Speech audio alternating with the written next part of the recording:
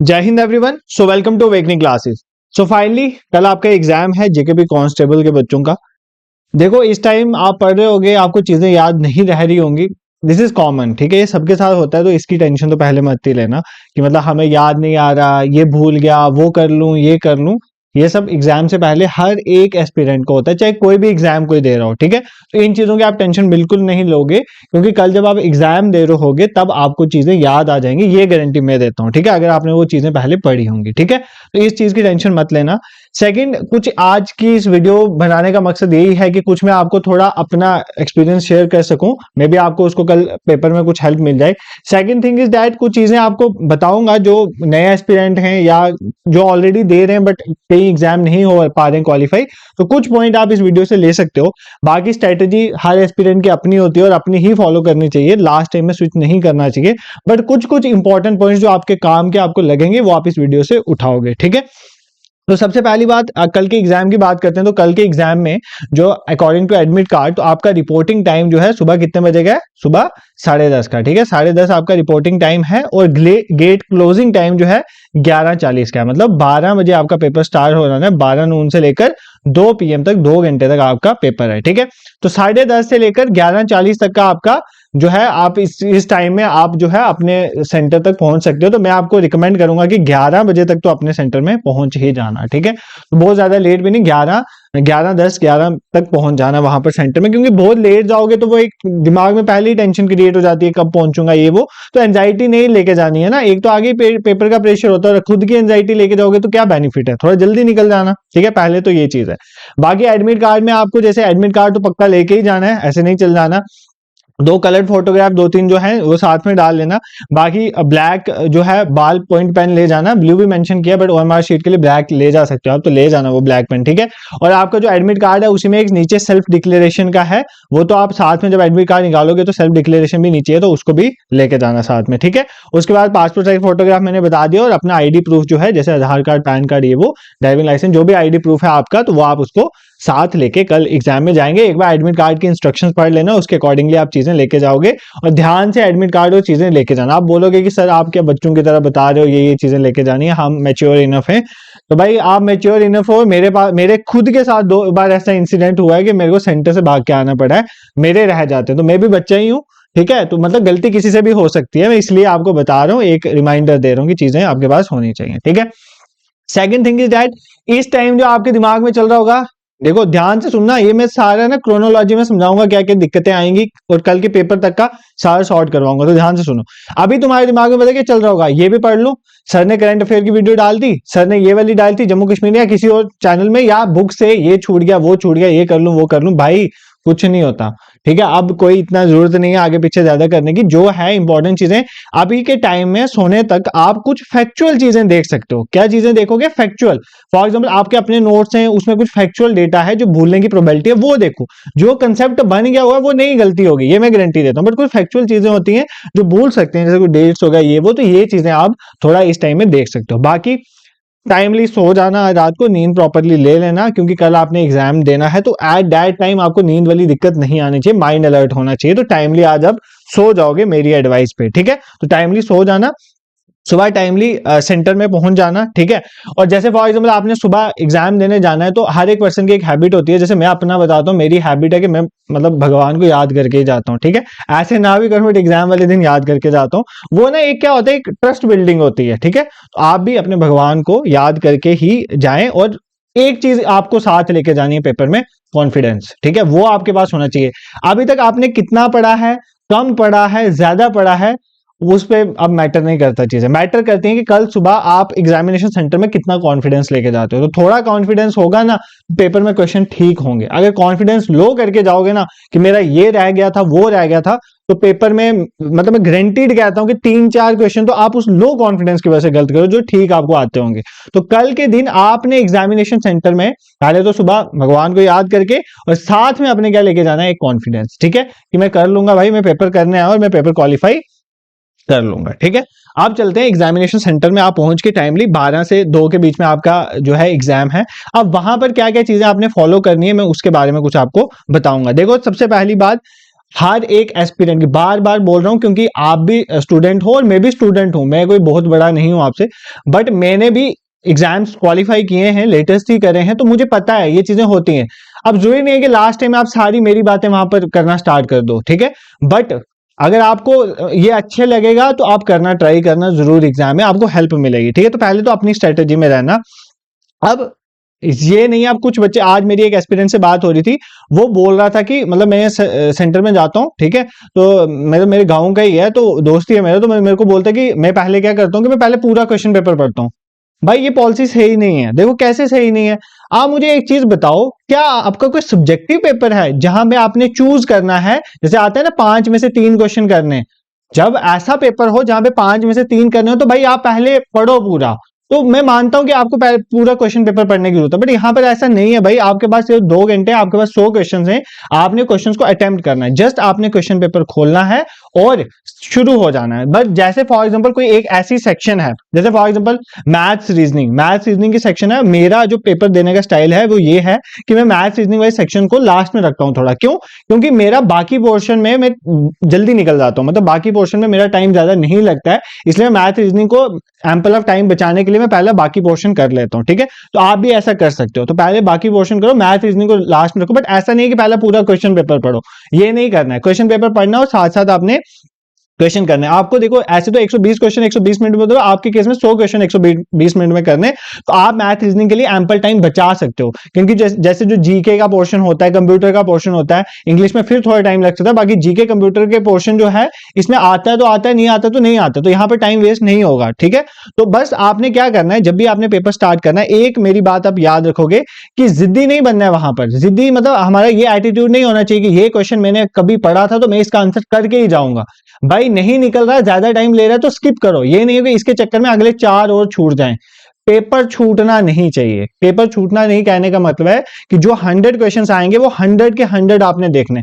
जिस बच्चे ने एक पेपर अच्छे से 100 के 100 क्वेश्चन देख लिए ना, उसके पेपर निकालने की प्रोबेबिलिटी ऐसे ही बढ़ जाती है। ये चीज मेरी याद रखना। अगर सपोज करो आप लास्ट में 10 क्वेश्चन पहुंचे ही नहीं, तो ऐसा हो सकता है उस 10 में से 6 क्वेश्चन ईजी हो, तो सोचो 6 क्वेश्चन जब रह जाते हैं तो कितनी मिस्टेक होती है वहां पर, ठीक है। तो आपने जिद्दी एटीट्यूड नहीं रखना है कि इस क्वेश्चन को निकालना ही निकालना है, वहां पर किसी को आपने ट्रॉफी लेके नहीं देनी है। आपने जस्ट ये एटीट्यूड रखना है कि मुझे सारे 100 के 100 क्वेश्चंस देखने हैं। ये नहीं बोल रहा हूं कि 100 के 100 ही करने, नहीं ऐसा नहीं है। तो मतलब आपने देखना है, 100 के 100 क्वेश्चन देखने, ये एटीट्यूड आपके अंदर होना चाहिए, ठीक है। इतना समझ आ गया? इतने में तो कोई प्रॉब्लम आपको नहीं होगी, ठीक है। अब देखो इसके बाद आपने क्या करना, फॉर एग्जांपल अभी 4 ऑप्शंस हैं आपके पेपर में, अगर 4 के 4 ही आपको नहीं पता ऑप्शंस, तो वो क्वेश्चन तो आप नहीं लगाओगे भाई, ये मैं बोलता हूं। अगर सपोज करो 4 में से 3 का अता पता नहीं है, मतलब 3 का समझ ही नहीं आ रहा है, इन तीनों में से कुछ भी हो सकता है, तब भी ये क्वेश्चन मत ट्राई करो।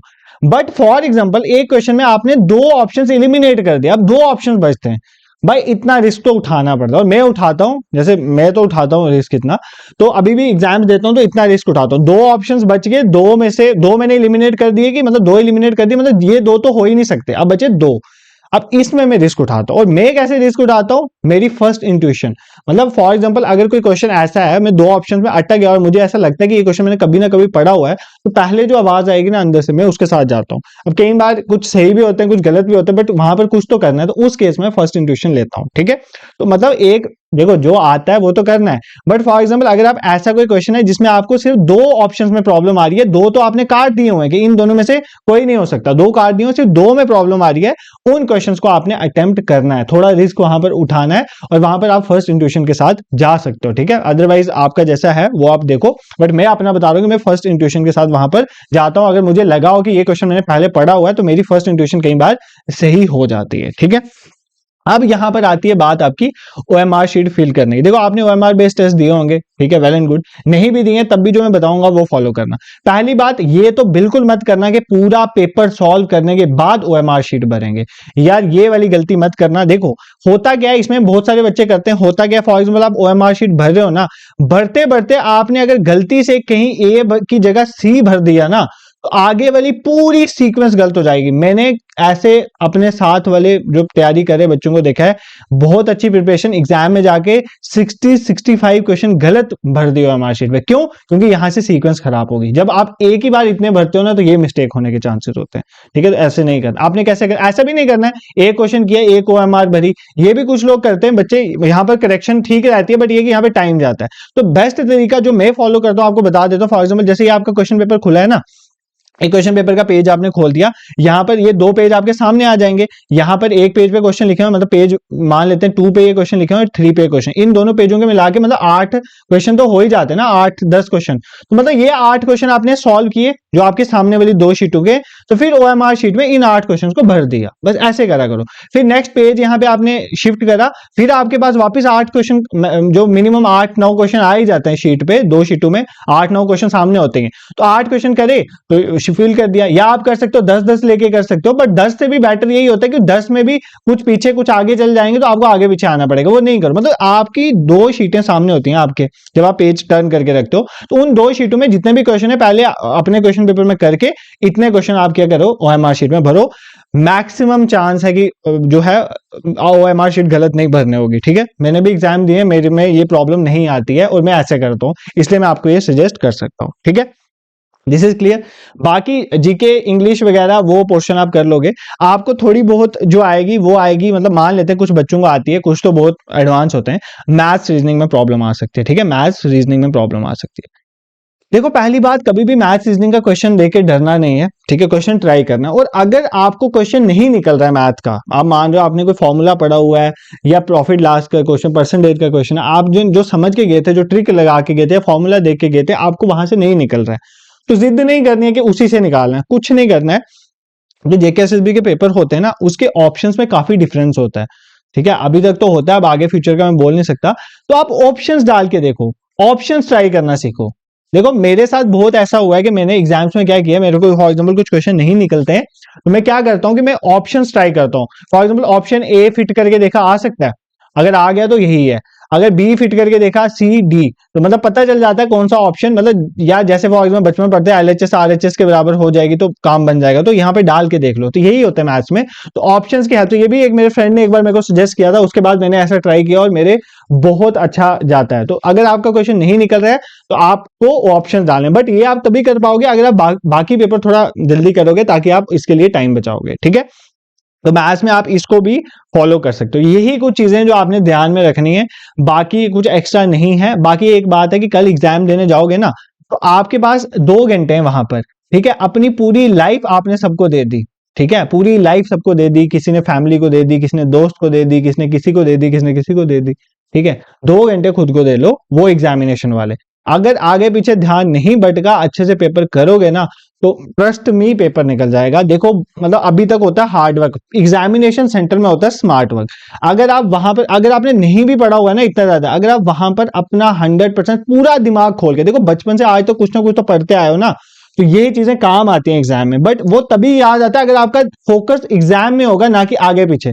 ये चल रहा हो आपके कि 2 बजे मेरा पेपर खत्म होगा, 2:30 बजे मैंने वहां से वो पकड़नी है गाड़ी, उसको मिलना है, वो करना है, अगर ये सोचोगे तो फिर नहीं होने वाला।